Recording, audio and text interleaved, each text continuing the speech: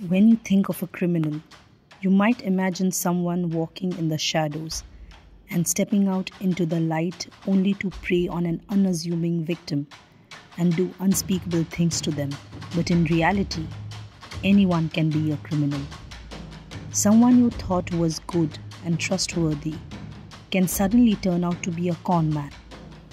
The government you elected to power and base your trust on can one day turn out to be scamming your hard-earned money and selling you out in an open market. Hello, and welcome to the first episode of Siphoned, where we dig deep into stories of public money being used to steal and throw light upon scams in India's history which changed the game. We will follow the money and unravel the politics, the trade, and the crime behind these scams. In today's episode, we are going to talk about one of the biggest scandals in India's history, the coal scam. But first, let's back up. To understand why the coal scam was so big, let's start with some context. India relies heavily on coal for its energy needs. Coal-fired power plants, along with other fossil fuels, take up more than 50% of the country's total electricity. Now, you might have seen movies about coal mining and come across the phrase black diamond. Yes, that is how much important this black fossil is. It powers nations, at least until we find a more sustainable and green way to replace them. But let's not divert.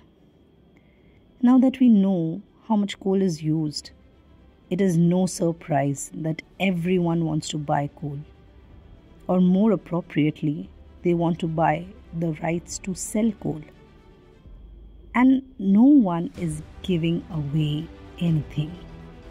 All the big names, be it private or public companies, bid for mining these coals so that they have the higher power to sell, to use the coal, or to sell the energy.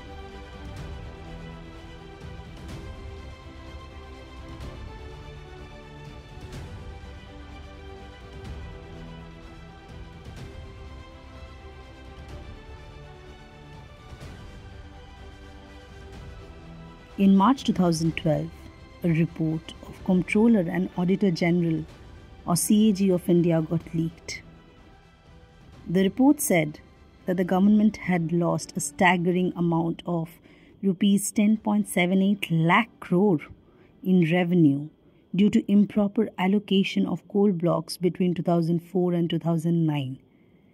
This sparked a nationwide debate and created a ripple effect that brought down the government and sent many others to jail. So, how did the coal scam unfold? Coal block allocations were started through a bidding system. Now, at the outset, the bidding system was meant to be transparent and fair. However, it was discovered soon that certain companies had been granted allocations of these coal blocks through irregular means, favoring them over the others. The CAG said that according to the bidding rules, a competitive bidding was to be adopted to generate maximum revenue for the public kitty. But this competitive bidding was not done while allocating these coal blocks. Instead, a screening committee was set up to allocate these coal blocks. The report also suggested that the government gave away these blocks for much cheaper, which was a huge loss of revenue for the government. But why would they do that, you ask? We'll come to that in a minute.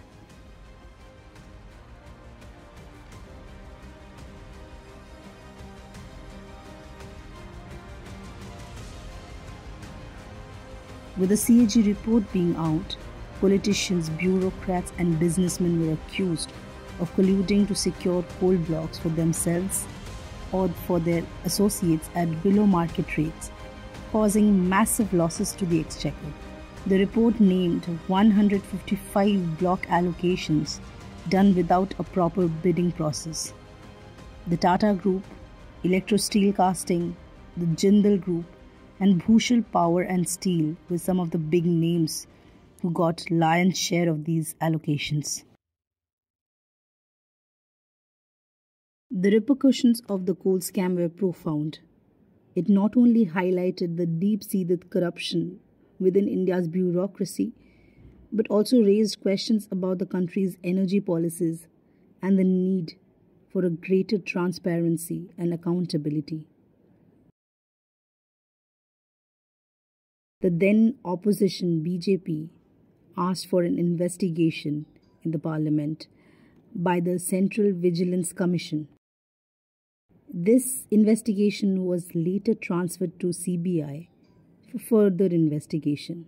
The BJP accused the sitting Prime Minister, Dr. Manmohan Singh, of favoritism and rigging due process and demanded that he resign.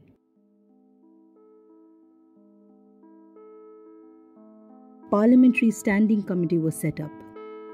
Their report on coal and steel showed that since 1993, when the bidding system started, CAG reports have been flagging irregularities in the process of allocation of coal blocks.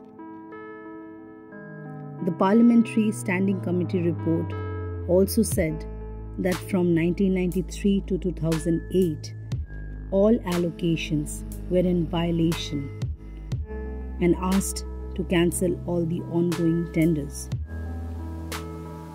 In the aftermath of the scandal, several investigations were launched.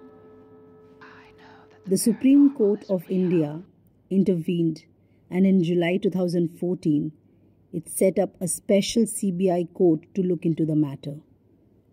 This was just after the general elections, where the power shifted to the BJP. This was just after the general elections, when the power shifted to the BJP. On 24th September 2014, the Supreme Court judgment cancelled 214 coal blocks out of 218 allocated since 1993 to 2008. It also ordered a fresh auctioning process to ensure fairness and transparency. The Supreme Court also cancelled any and all ongoing tenders in the process of mining. It also ordered the companies who got these tenders to pay a penalty of Rs 295 per ton since extraction.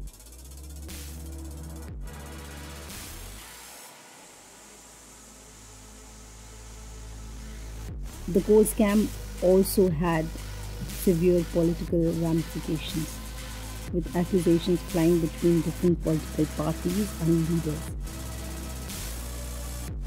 It became a major issue in national politics, with heated debates and calls for systemic reforms. Several ministers like Navin Jindal, Subodh Sahai, Vijay Dadha and L. Jagatshari were charged for their role in the scam.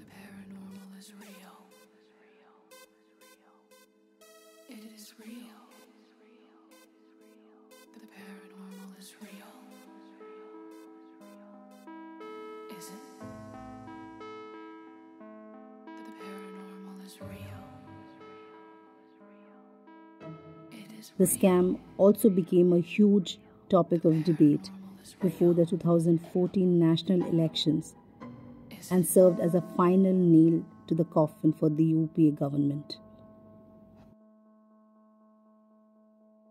You'd think that the scam would end there because there has been a power shift to the BJP, right? After all, they were the opposition who aggressively wanted an inquiry when the UPA government was in power.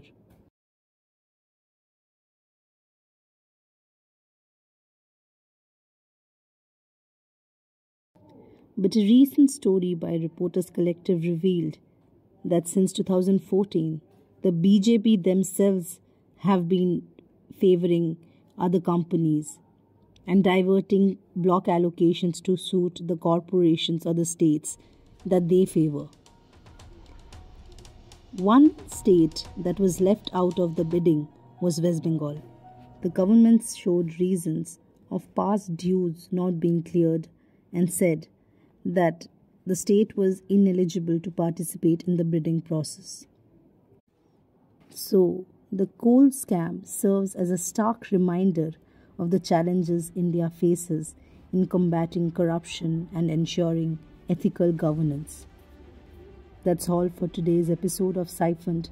Thank you for joining me as we explored the intricacies of the coal scam.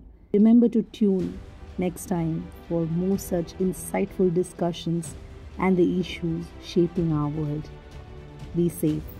Goodbye.